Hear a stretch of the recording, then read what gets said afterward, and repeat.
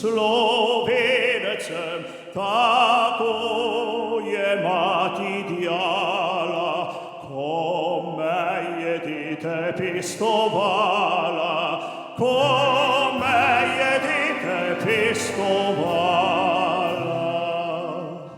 Zato... Spoštovani, gostitelj, župnijski upravitelj dr.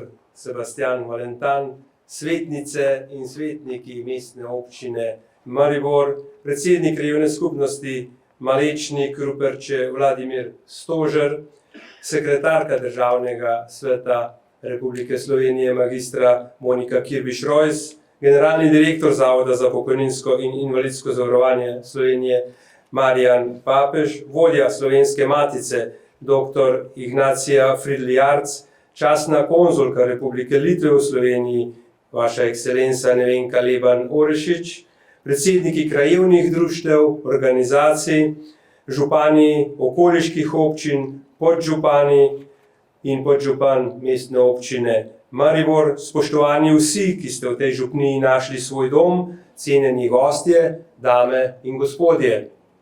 Počaščen sem, da vas lahko nagovorim in pozdravim v imenu Državnega sveta Republike Slovenije, drugega doma slovenskega parlamenta in prvega doma civilne družbe, ter seveda v svojem imenu na tem prijetnem dogodku, ki poteka v sklopu praznovanj častitljive 530. obletnice prve pisne omembe Marijine Gotske cerkve na Gorci v Malečniku ter nedavne pridružitve cerkve papeški baziliki Marije Velike v Rimu.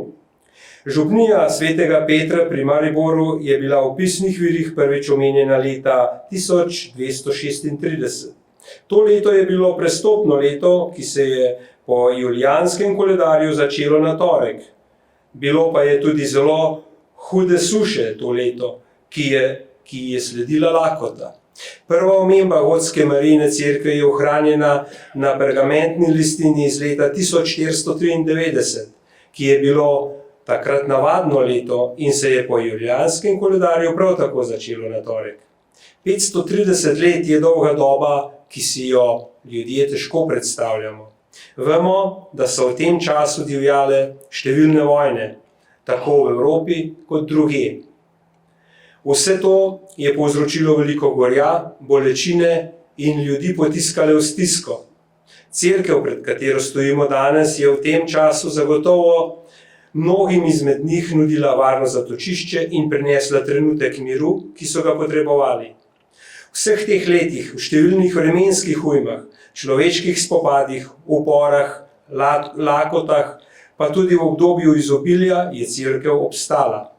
Obstala je trdna in močna podpora vernikom in vsem drugim, ki so podporo potrebovali, in verjamem, da bo tako še naslednjih 500 in več let. Kamorkoli po Sloveniji potujemo, ne mine dolgo, da ne zagledamo vsaj ene cerkve, kapelice. V Sloveniji je preko 2900 cerkva in kapel. Tudi zato si upam trditi, da so cerkve in s tem tudi krščanska vera del naše tradicije, del slovenstva.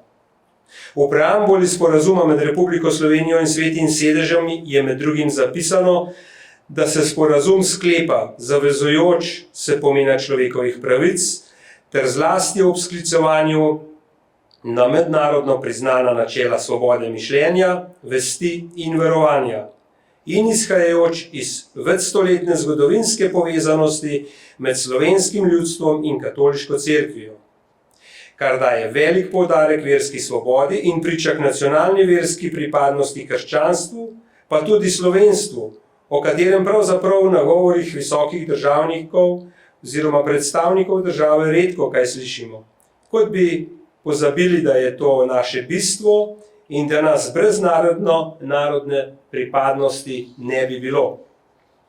Župnija na Gorci je simbol slovenstva. Že v času, ko Slovenci še nismo imeli prve knjige v svojem jeziku. Prvo knjigo v slovenskem jeziku, Katekizem, je namreč napisal Primož Trubar leta 1550. Cerkev, ki se že več kot pol tisočletja ogleduje po Dravi navzdol, proti Ptuju in navzgor čez Maribor zelene gozdove Pohorja ali razkošne vinograde Slovenskih goric, kot ste jo lepo opisali na spletni strani, je vključena tudi v mednarodno Marijino kulturno-romarsko pot, saj se je v več stoletjih dolgih romarskih tradicij na Gorco povzpelo mnogo romarjev, ki so se podali na pot s priprošnjo ali zahvalo. Na tem mestu so se srečevali ljudje od blizu in daleč in imeli priložnost, da ustvarijo pristne človeške stike, tkejo prijateljstva, za katere vemo, da so še kako pomembna, ko se vsak posameznik znajde v stiski. Dovolite mi, da vam ob tej priložnosti čestitam za v lanskem letu pridobljeno priznanje Slovenske turistične zveze za vzoren primer verskega turizma. Vaš dolgoleten trud, da delujete vključujoče, da nagovarjate čim večji krog ljudi, ne glede na politično usmeritev in versko pripadnost, je posnemanja vreden in je izjemnega pomena za mesto Maribor in širše. Ne samo na duhovnem, pač tudi posvetnem in političnem življenju. Povezovanje ljudi, ki je lahko pristno in uspešno le pri iskrenem in popolnem spoštovanju različnosti, zahteva tudi veliko strpnosti.